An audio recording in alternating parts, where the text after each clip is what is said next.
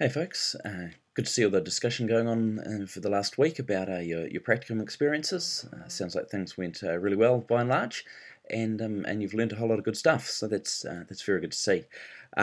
Now this week we move on to something a bit different, but definitely taking what you've learned on practicum and kind of feeding it into this new set of discussions.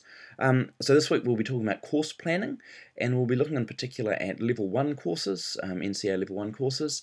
So I guess kind of a generalist introduction to visual art making at NCA level.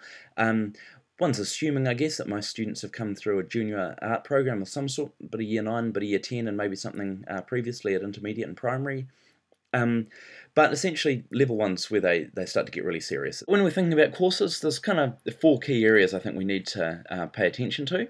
The first is a pretty basic question, but a really, really important one. What do students need to know? We've got the New Zealand curriculum, which obviously sets out in a general way what's expected, but within any particular school, any group of students, you're going to need to make some decisions about what exactly it is that they need to know, not just the general thing, but what are the key bits of learning that they need at that year level, or that level of NCA level of the curriculum. The second thing we need to answer, once we've kind of identified what they need to learn, is to decide how we could cover that in a way that's really engaging for them. So that's your second question. How do we connect our students to the particular learning that we want them to do? The third thing we need to do is we need to break that overall learning, so that year's course worth of learning, down into some manageable chunks. In most cases, obviously, there's the assignments we're going to set for them. So yeah, how do we break that down into some key hits that are going to be achievable for them, achievable for us to teach as well, and that are going to maintain interest for them and provide variety and the kind of thing that's going to keep them really connected there.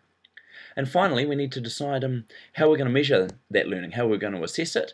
Obviously, you guys are fairly familiar now with a range of those level 1 standards within visual arts. Now there's obviously art history and maybe some media studies, a few other things that you could pull in as well.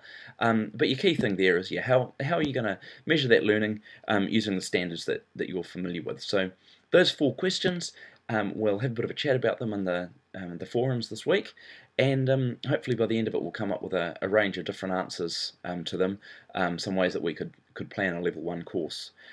So yeah, make sure you continue to contribute to those discussions. If you didn't contribute last week, absolutely make sure you do this week.